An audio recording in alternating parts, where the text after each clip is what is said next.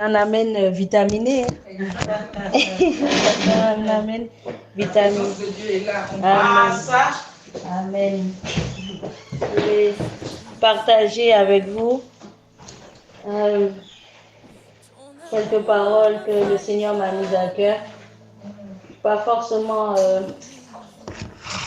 la prédication du siècle, mais c'est plutôt des paroles d'encouragement. Et tout à l'heure, maman priait, elle disait que l'ennemi fait tout pour nous attaquer et nous empêche d'être unis, d'être ensemble. Parce que l'ennemi sait que là où des mamans se rassemblent pour prier, pas pour faire des commérages, pas pour critiquer, pas pour rabaisser ou humilier, mais là où les mamans se mettent pour glorifier Dieu, pour intercéder, pour demander des choses au Seigneur, ça peut faire des ravages dans le monde spirituel.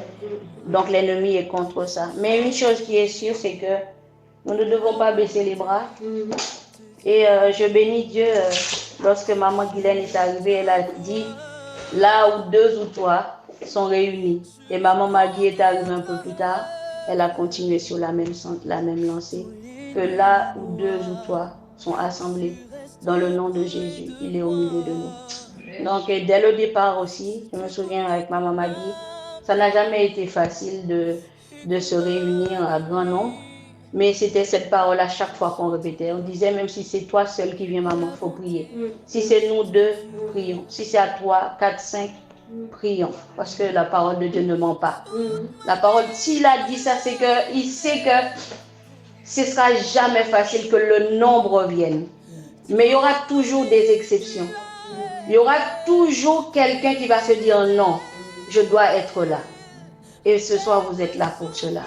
Et je bénis Dieu pour vos vies, que vraiment lorsque le Seigneur touche les cœurs, on est sensible à sa parole, on est sensible à ces moments-là. On ne le fait pas pour quelqu'un, vous savez. Hier soir, je sentais vraiment ces paroles qui montaient en moi. Je disais que lorsque on me programme pour faire quelque chose, je ne me sens pas redevable au pasteur ou à mon président. Je suis redevable au Seigneur. Amen. Tout ce qu'on peut me dire, tout ce qu'on peut me demander de faire, du moment que c'est pour Dieu, je sens que je suis engagée envers Dieu, pas envers un homme. Parce que tout ce que, si je devais payer pour ce que Dieu fait pour moi, je crois que je serais endettée à vie. Je ne pourrais jamais payer pour tout ce qu'il a fait. Et lorsqu'on comprend ça, on s'arrange. On n'attend pas que le Seigneur planifie tout pour nous. On n'attend pas à ce que Dieu fasse en sorte que nos répertoires ou calendriers puissent correspondre. On fait en sorte de trouver le temps pour Dieu. Et franchement, tant que Dieu n'a pas touché un cœur, on va se plaindre encore. Et je me dis, je ne veux pas me plaindre pour le travail du Seigneur. Parce que David n'est plus là. Qui pourrait remplacer David? David n'est plus là. Abraham n'est plus là. Joseph n'est plus là. Donc tout ça pour dire que nous sommes des hommes, nous passerons. Mais Dieu, il va utiliser d'autres personnes. Il va utiliser d'autres générations. Donc, tout ce qui doit nous motiver, c'est de dire que je suis dans cette époque-là. C'est mon temps aujourd'hui. Lorsqu'on chante, c'est ma saison, c'est ma saison. Ce n'est pas toujours pour le succès, la réussite ou la guérison, le miracle. Mais c'est parce que Dieu nous a mis ici pour quelque chose. Il nous a placés ici pour un temps. Je sais que peut-être d'ici 5 ans, d'ici 10 ans, je ne serai peut-être pas là. Mais aujourd'hui, je suis là, je fais en sorte de marquer mon temps. C'est tout. Je ne veux pas que si demain je ne suis pas là, qu'on m'oublie. Non, c'est ce qu'on devait se dire. Il y a des personnes, on aurait dit que plus ils sont invisibles, plus ils sont, plus ils sont à l'aise. Nos bien-aimés, nous avons tous une mission. C'est de marquer notre temps. Parce que Abraham n'est plus là, mais on parle de lui. Joseph n'est plus là, mais encore on parle de lui. Donc quand maman Lorraine ne sera plus là, on parlera d'elle. Maman Guylaine, on va dire, ah maman Guylaine, je ne dis pas que vous puissiez partir vite comme ça, non. Hein. Mais on va dire maman Guylaine. Aujourd'hui, là, elle marche avec la canne, mais c'était une femme de feu pour le Seigneur. C'est ce qu'on doit se dire. Et ces paroles vont nous encourager, bien aimés. Et ce n'est pas pour quelqu'un qu'on fait ça, c'est pour notre Dieu. Amen. Amen. Donc, Aujourd'hui, je voudrais juste encourager encore quelqu'un, que vous soyez ici ou à la maison. Je veux vraiment encourager quelqu'un. Nous voulons lire ce verset qui se trouve dans le livre de Proverbes, chapitre 17, verset 22. Il est écrit. Je lis la parole. Amen. 17, 22. Oui. Un cœur joyeux est un bon remède, mais un esprit abattu dessèche les eaux. Amen. Amen. Amen. Est-ce que ces paroles sont pour quelqu'un? Amen. Si c'est ta parole, si c'est pour toi, tu peux dire encore Amen. Alors, franchement, un cœur joyeux est un bon remède. Donc, je dirais que vraiment, soyons dans la joie. Amen. Soyons dans la joie, les mamans. Notre Dieu, il vit. Donc, soyons dans la joie, peu importe la situation qui pourrait nous pousser à être dans le contraire, à vivre le contraire. Disons que un cœur joyeux est un bon remède. Et ce cœur-là, il n'est pas joyeux parce qu'il a gagné au loto. Ce cœur-là n'est pas dans la joie parce qu'il a une garde-robe, waouh, je ne sais pas, des stars du monde. Mais ce cœur est joyeux parce qu'il a reçu une paix qui vient du Seigneur. Amen. Et cette paix-là n'est pas des circonstances de ce monde, cette paix vient du Seigneur. Amen. Alors nous allons essayer de définir 3 choses. La première, c'est remède. Il dit que c'est un remède, or qu'un esprit abattu dessèche les eaux. Franchement, quand j'ai entendu ces paroles, j'ai dit waouh, un cœur joyeux est un remède. Ça veut dire que peu importe la situation, tu dois être joyeux. Amen. Mais lorsque tu es abattu, lorsque tu commences à pleurnicher, lorsque tu commences à murmurer, ça dessèche tes eaux. Ça dessèche ta foi. Ça dessèche ton espérance.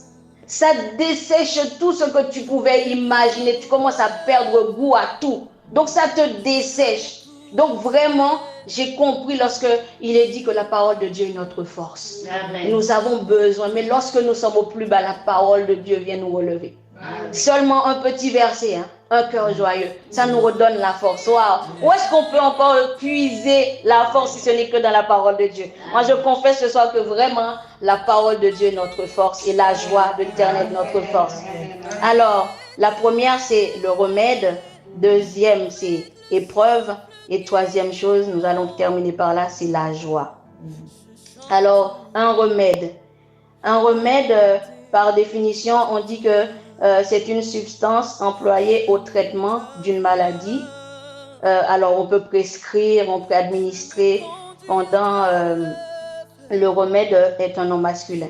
Donc, pour ceux qui connaissent ce domaine-là, ils savent tout de suite que quand on parle de remède, c'est quelque chose, tu as un mal quelque part, que tu vas voir un médecin. Des fois, tu ne vas même pas voir le médecin, tu connais tellement le remède pour la douleur de tête, par exemple, ou le maux de ventre. Tu n'as même pas besoin d'aller voir un médecin, tu sais que bon, tu vas chercher dans ton tiroir, dans ta pharmacie. On a tous une pharmacie à la maison. Donc, on va dans notre pharmacie, on trouve quelque chose. Mais là, nous avons parlé pour notre remède à nous. C'est la parole de Dieu. Amen. C'est la parole de Dieu. Lorsque nous sommes au plus bas, nous n'avons pas besoin d'aller voir le médecin ou le pasteur. Nous avons notre pharmacie qui est la Bible. Amen. Nous avons notre pharmacie à la maison. Bien aimé, il fallait aller voir le pasteur ou un homme de Dieu ou maman présidente ou une sœur de prière de l'église à chaque fois, je crois qu'on ne serait plus là. Parce que ces hommes sont des hommes comme nous. Ils ont des préoccupations comme nous. Ils ont des familles comme nous. Des fois, ils tombent malades comme nous. Donc, des fois, ils ont besoin de pleurer à Dieu pour que Dieu puisse leur porter secours aussi. Donc, si à chaque fois nous avons une petite douleur de tête, nous courons vers ces hommes-là, à quel moment qu'eux, ils auront le temps de prier pour eux? Donc, voilà pourquoi, bien aimé, notre pharmacie, c'est la parole de Dieu. Et il dit, par locution proverbiale, au sens figuré, un médicament, c'est ce qui est employé pour atténuer ou guérir une souffrance morale. La plupart du temps, bien, nous avons des souffrances morales. Nous avons des souffrances qu'on ne peut pas toujours mettre un mot dessus. On va voir le médecin. Souvent, j'entends des gens qui disent ça. J'ai été voir le médecin, il a dit que j'ai rien. Et tu souffres. Mais des fois, je me demande, j'avais une amie quand elle me disait de quoi elle souffrait et que le médecin lui a dit, madame, vous n'êtes pas malade. Et elle souffre. Elle souffre, elle a arrêté le travail. Elle ne peut plus rien faire. Elle est à la maison, elle ne peut même pas cuisiner pour son mari. Elle souffre. Et à un moment, le médecin lui dit, madame, vous n'êtes pas malade. Donc, elle était tellement déprimée, elle se dit, mais si le médecin a dit que je ne suis pas malade, ça veut dire que je mens. J'invente. Et ça la déprimait, Des fois, nous avons des souffrances que nous ne pouvons pas toujours exprimer, que nous ne pouvons pas toujours décrire. Mais nous avons un Dieu. Nous l'appelons le médecin par excellence. Amen. Il sait toutes choses. Les hommes sont limités. Les médecins sont limités. Sachant que c'est Dieu qui a donné la connaissance à ces hommes-là. Eux-mêmes, ils sont limités. Mais notre Dieu, il va au-delà. Il voit au-delà. Même si notre mari dans la maison ne peut pas voir. Mais lui, il voit et il sait. Et j'aimerais dire qu'il est même au contrôle. Amen. Il est au contrôle. Amen. Nous, les enfants de Dieu, notre remède, c'est le Saint-Esprit. Nous n'avons pas besoin d'ingérer des produits. Mais le Saint-Esprit nous soigne. Amen. Le Saint-Esprit nous soigne. La parole de Dieu est là comme médicament. Et le Saint-Esprit est notre médecin par excellence. Lorsque nous souffrons dans nos âmes, des souffrances que les hommes ne peuvent pas voir, faisons appel au Saint-Esprit. Faisons appel aux médecins divins. Eux, ils savent toutes choses. La deuxième des choses, c'est épreuve. Épreuve, par définition, signifie, c'est ce qui permet de juger la valeur d'une idée, une qualité, une personne, une œuvre, le danger. On parle de épreuve du courage. Et on dit aussi, c'est un critère, on parle de mettre à l'épreuve ou être éprouvé.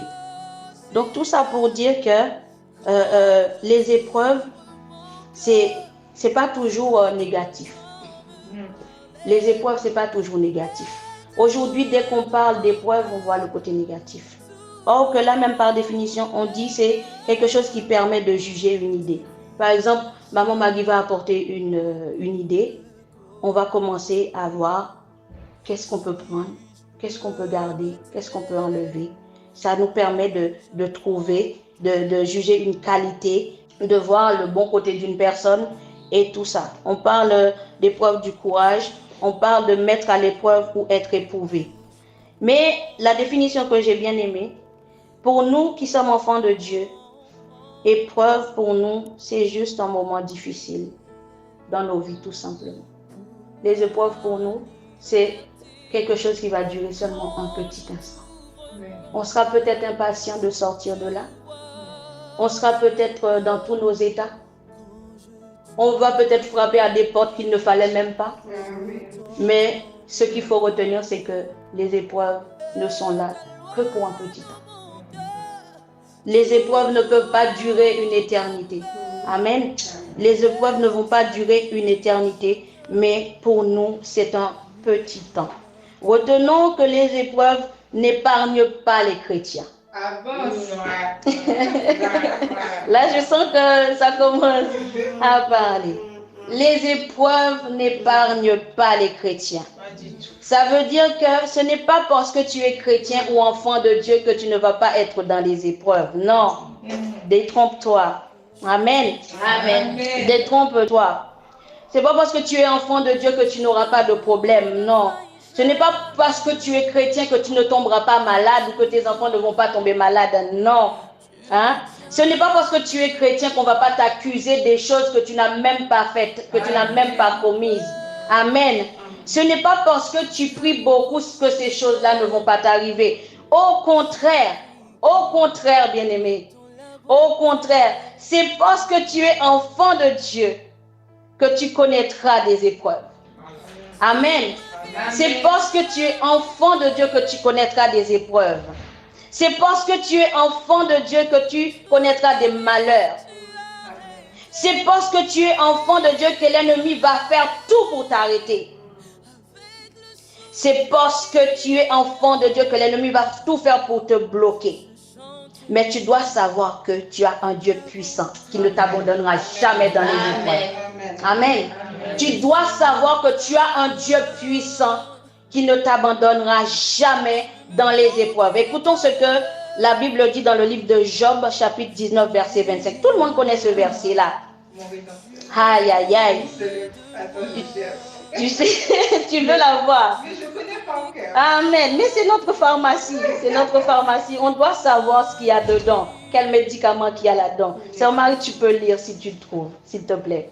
Mais je sais que mon Rédempteur est vivant. Amen. Il se lèvera le dernier sur la terre. Amen. Il se lève comment? Le dernier. Il n'est pas pressé. Il n'est pas pressé. Va frapper où tu veux. Va chercher la solution où tu veux. Va en Afrique, va en Haïti, va en Guadeloupe, va en Martinique, va où tu veux. Mais la solution est auprès du Dieu Tout-Puissant. Et il est où? Il est partout. Il est là où on le cherche. Notre Dieu, il est là où on le cherche. Et il est plus près de nous que nous puissions le croire. Il est en nous. Il est dans notre cœur. Il est dans le lieu secret. Il est là. L'ennemi peut commencer 10 ans en avant s'il veut. 10 ans en arrière s'il veut. Mais notre Dieu, il a un temps. Il se lève le dernier. Le voleur vient, il pille, il fait son sac. Mais le sauveur arrive en dernier. Amen. Le voleur vient pour piller, mais lorsqu'il arrive devant la porte, le sauveur arrive. Tu vas où avec ce trésor? Tu le laisses ici. Amen. Laisse que l'ennemi puisse se lever comme il veut. Mais notre Dieu se lève le dernier. Notre Dieu ne nous abandonne pas, bien-aimés. Peu importe le nom de cette épreuve dans laquelle tu te trouves aujourd'hui. Peu importe le nom de cette maladie. Peu importe le nom de cette épreuve, si on le dit ainsi. Peu importe son nom, ce n'est pas important. L'important, c'est le nom de ce Dieu-là que tu sais. Le Dieu Tout-Puissant qui se lève le dernier. Ici, c'est Job qui parle. Job était intègre. La Bible définit Job comme un homme qui craignait Dieu, qui aimait Dieu, qui prenait le temps non seulement pour prier pour lui, mais pour prier pour ses enfants. Cet homme n'avait rien à lui reprocher. Il n'avait pas de péché en lui. Il n'avait pas de culpabilité en lui. Mais le diable lui-même a demandé au Seigneur de lui donner la permission de le nuire. Alors toi et moi aujourd'hui, sommes-nous mieux que Job? Sommes-nous mieux que Job? À combien plus forte raison, bien-aimés, nous devons nous accrocher à ce Dieu-là? Peu importe mes manquements, peu importe mes faiblesses, ce qui importe pour moi, c'est que Dieu m'aime. Il m'appelle son enfant. Le Dieu qui a permis que cette situation arrive, il me sortira de là. Il a donné la permission à Satan. Il a fait tout ce qu'il pouvait faire. Tout ce qu'il pouvait faire, il l'a fait. Imagine le diable bien-aimé lorsqu'il arrive quelque part. La Bible dit qu'il est armé d'une ardente colère. Il vient pour égorger. Il vient pour faire souffrir. Il vient pour massacrer. Alors toi, tu te croises les pieds avec notre petite prière de temps en temps, occasionnelle comme ça. Hein? On n'est même pas discipliné dans ça. Selon notre humeur, selon la fatigue, selon le temps, on va prier. Hein? On n'est même pas réglo dans ça. Alors on croise les pieds. Lorsque l'ennemi vient, bien aimé, comment est-ce qu'on veut résister? Comment est-ce qu'on peut résister? Amen. Amen. C'est Job qui a parlé. Il était intègre. Et le diable l'a attaqué. Et toi, aujourd'hui, regardons une petite réunion qu'on fait. Moi, je m'attendais aujourd'hui qu'on soit nombreuses. Parce que depuis le mois de mars, le mois des femmes, après, il y a eu le mois des jeunes qui a suivi, ensuite tout ce qui s'est passé. Moi, je pensais qu'aujourd'hui, on allait remplir la petite salle. Mais ce n'est pas le cas. Pour ça encore, je dis bien aimé, soyons des femmes matures. Ce n'est pas l'âge qui fait la maturité. Ce n'est pas parce qu'on est marié qui fait la maturité. Mais c'est parce qu'on sait qui est Dieu. C'est parce qu'on sait qui est Dieu. Et lorsqu'on regarde ce Dieu-là, on dit, ce Dieu-là n'est pas un enfant. Je ne peux pas jouer avec Dieu comme je joue avec un enfant. Je ne peux pas faire passer Dieu en second plan comme je fais passer les hommes. Non. Ce Dieu-là est le centre de ma vie. Ce Dieu-là est la priorité de ma vie. Amen. Tu ne dois pas baisser les bras, au contraire. Tu ne dois pas baisser les bras, au contraire. Je vais le redire. Tu dois t'accrocher à ton Dieu. Tu dois continuer à faire confiance à ton Dieu parce que c'est lui qui a le dernier mot. Amen. Il est celui qui a le dernier mot. C'est ce que Job a dit. Parce que s'il se lève le dernier, ça veut dire que c'est lui qui va parler en dernier. La femme de Job a parlé. Les amis de Job ont parlé. Les serviteurs de Job sont venus apporter des nouvelles. Mais le Dieu Tout-Puissant, lorsqu'il se lève, aïe, aïe, aïe, lorsque ce Dieu-là se lève, il chamboule tout. Là où c'était le désert, il fait couler un fleuve. Là où c'était déserté, il ramène la vie. Là où il y avait le désespoir, il ramène l'espoir et l'espérance. Voilà le Dieu en qui nous croyons. Dans les épreuves, nous devons nous attacher à Dieu. Il y a une parole que je lis souvent qui dit que, je crois que c'est Omar qui m'a partagé une pensée comme ça, qui dit que les plus grandes batailles se remportent à genoux. Lorsque nous sommes dans les épreuves, au lieu d'aller pleurer chez nos amis, qui vont encore parler à d'autres amis. Parce que nous avons tous des amis qui connaissent un ami et qui connaissent des amis. Amen. Ça fait beaucoup d'amis et d'amis, mais nous avons un ami fidèle. Amen. Et il est dit qu'il agit dans le secret. Il agit dans le secret. Il relève dans le secret. Il fait des miracles dans le secret. Il touche dans le secret. Il fait toutes choses. Nous, lorsque nous voulons faire voir, il faut qu'on soit sur la place publique. Beaucoup ne servent pas à l'église parce qu'ils ne sont pas en haut sur la chaise. Ils veulent être devant, ils veulent être en haut. Mais le Dieu là, il n'a pas besoin d'être en haut. Dans l'assemblée, pendant que là-haut bouillonne, lui, il touche dans l'assemblée. Il touche ce que personne ne va poser le regard. Celui à qui on va négliger, lui là, son amour va vers cette personne. Amen. Il est celui qui touche là où personne n'aurait pensé. Cette femme-là était comme ça. Mais si, tu ne peux pas le savoir si Dieu ne le révèle pas. Il y a des choses que seulement Dieu sait. Si Dieu n'envoie pas une femme devant, lorsqu'elle commence à parler, elle nous étonne. C'est là qu'on nous rend les yeux. Parce que cette petite femme-là, on n'avait jamais entendu parler. Mais lorsque Dieu le relève, aïe, aïe, aïe, sa bouche ne pourra plus rester fermée. Parce que Dieu n'a pas les mêmes yeux que nous. Amen. Amen. Dieu n'a pas les mêmes yeux que nous. Accrochons-nous à Dieu et gagnons nos batailles à genoux. Amen. Au lieu d'aller pleurer sur la place publique, fléchissons les genoux. Vraiment, peu importe les difficultés, que les enfants soient malades, que le mari ou nous-mêmes, bien-aimés. Car nous aussi, nous avons nos combats. Souvent, c'est nous-mêmes les femmes qui sommes à la maison. Nous, même si nous sommes malades, nous avons un mouchoir, nous avons un balai, nous avons un tout. Nous ne pouvons pas regarder la maison sale comme ça. Mais le papa, il est malade, il prend le lit directement. Mais nous, on regarde, il faut que tout le monde mange. Mais on est malade, on n'est pas bien. Même si c'est sur le genou. Nous aussi, on a nos combats. Mais nous avons un Dieu puissant. Des fois, nous n'avons même pas besoin d'ouvrir la bouche. Nos soupirs seulement. Il les connaît. Notre Dieu est fidèle. Il est fidèle. Enfin, la joie. C'est quoi la joie? Par définition, on dit que la joie, c'est un sentiment de plaisir, de bonheur intense, caractérisé par la plénitude et sa durée est limitée. Ou moi, je dis passager pour m'aider à mieux comprendre. Ça veut dire que la joie, c'est quelque chose qui peut ne pas durer. Parce que quand tu vas blaguer, tu ne vas pas passer toute la journée sur la même blague. C'est quelque chose qui dure un instant, mais ça peut être intense. Par moment, lorsque tu attrapes un fou rire, tu pleures. Peu importe la chose sérieuse que tu faisais, ça devient sans sens. C'est la crise de rire qui est là. Ça ne dure pas. C'est passager, c'est quelque chose qui est passager.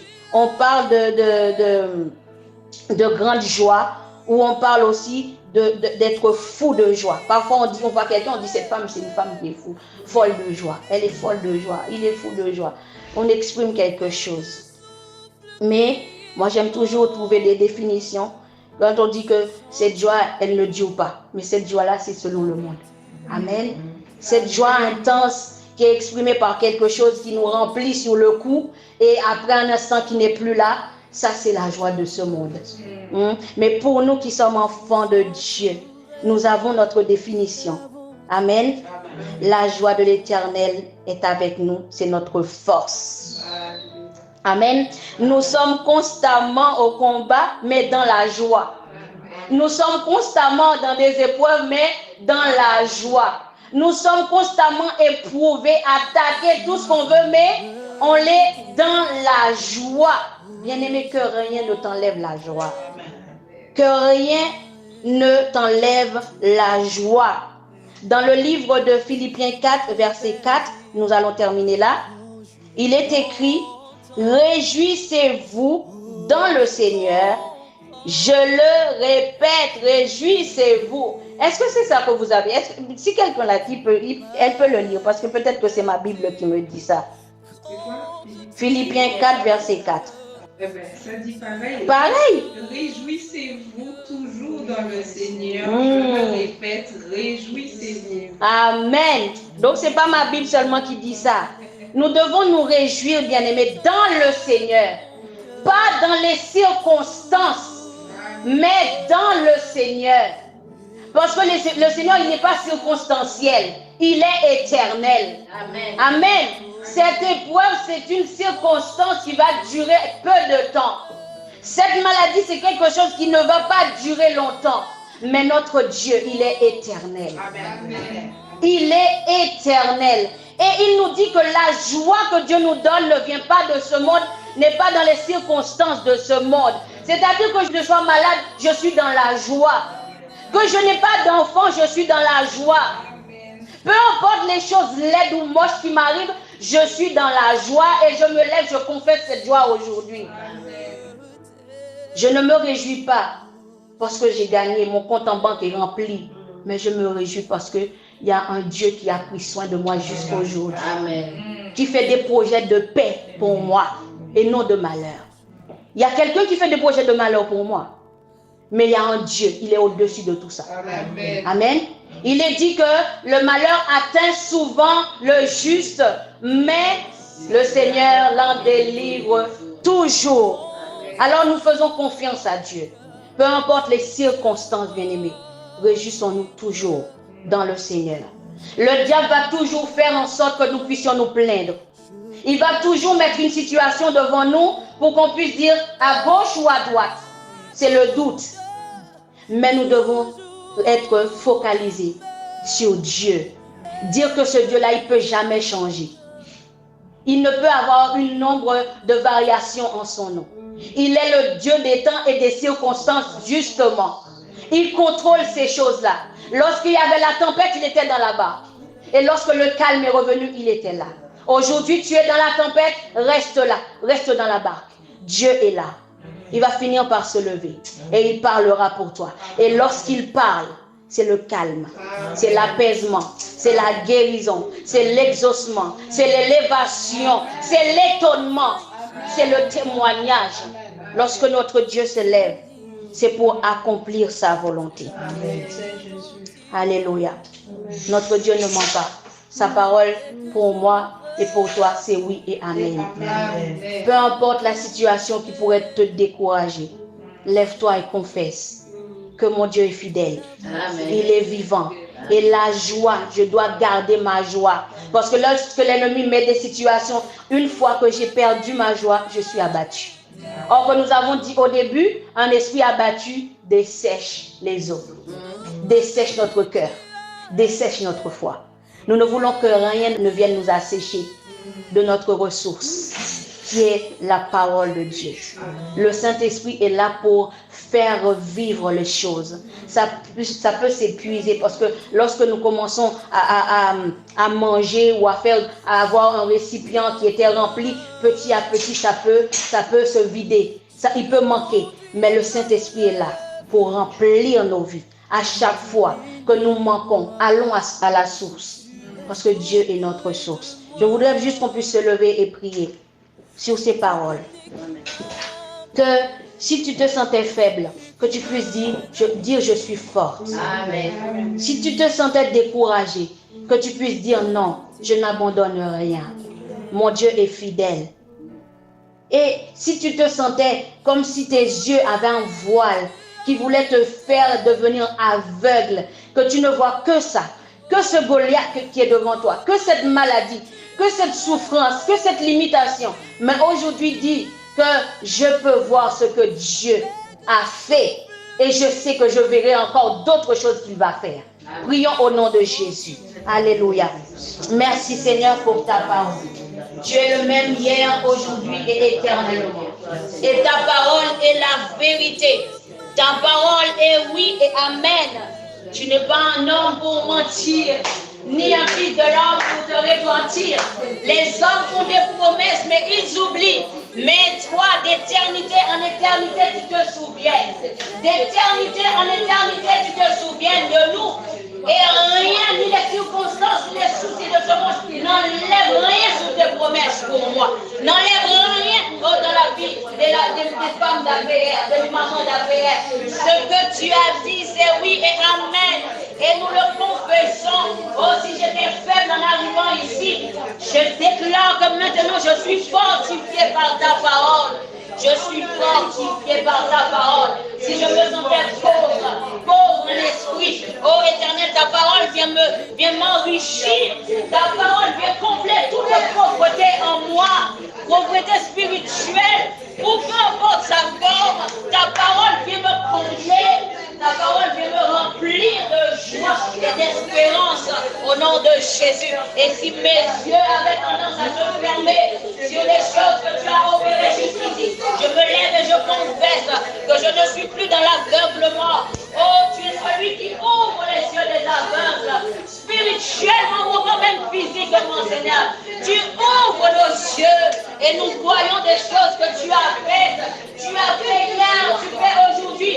Et je crois que les plus grandes choses que je verrai au-delà de l'avenir, les choses que tu feras, Seigneur, à travers de cette société, à travers des mamans d'affaires, à travers de cette assemblée où tu nous as placés, Seigneur, à travers des vies, de la vie de nos enfants, Seigneur Dieu, à travers de la vie de nos époux, Seigneur, tu agiras et tu feras des grandes choses. Je confesse que je n'ai pas fini de voir. Je verrai encore, je verrai encore, je verrai encore. Et mes oreilles pourront écouter des témoignages, Seigneur, des choses que tu as faites, des grandes choses, Seigneur. Donne la force à ma maman d'APR, Seigneur, de remporter leur bataille à genoux, de remporter les batailles à genoux, Seigneur Dieu. Ce n'est pas dans les murmures, oh Seigneur, ce n'est pas dans les plaintes, mais c'est à tes pieds, Seigneur, à tes pieds, parce que tu es fidèle, parce que tu es fidèle, Seigneur mon Dieu. Même si les océans se déchaînent, je les traverserai avec toi. Nous les traverserons avec toi. Les mamans qui ont des enfants malades le traverseront avec toi. Les papas qui sont fatigués, affligés, ils le traverseront avec toi. Les malades déclareront la victoire, la guérison. Ils traverseront ces épreuves avec toi. Ils traverseront, Seigneur, cette tempête avec toi. Oh Éternel, parce que tu es Dieu. Parce que tu es Dieu. Parce que tu es Dieu et tu ne changes pas. Alléluia. La parole de Dieu nous dit qu'il rend mes pieds semblables à ceux du riche. Il me fait marcher sur les lieux élevés. L'Éternel est ma force. Il dit qu'il nous fait rajeunir comme l'aigle. Ça veut dire que lorsqu'il veut nous faire marcher sur les lieux élevés, lorsque nous n'avons plus la force, il nous fait nous envoler comme l'aigle.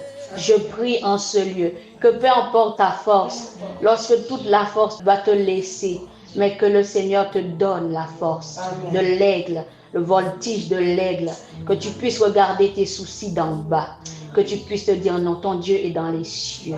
Amen. Au lieu de te rabaisser vers tes problèmes, monte vers le Seigneur. Dans cette épreuve, c'est pas toi qui passeras, c'est l'épreuve qui passera. Amen. C'est pas toi qui mourras, c'est la maladie qui sera guérie. C'est pas ta bouche qui sera fermée, mais c'est la bouche de l'ennemi qui sera fermée. Et que Dieu nous bénisse. Amen. Amen.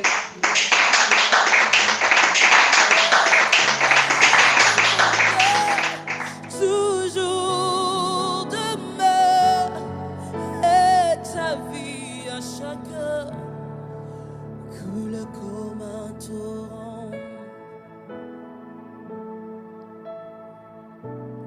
coule comme un torrent, coule.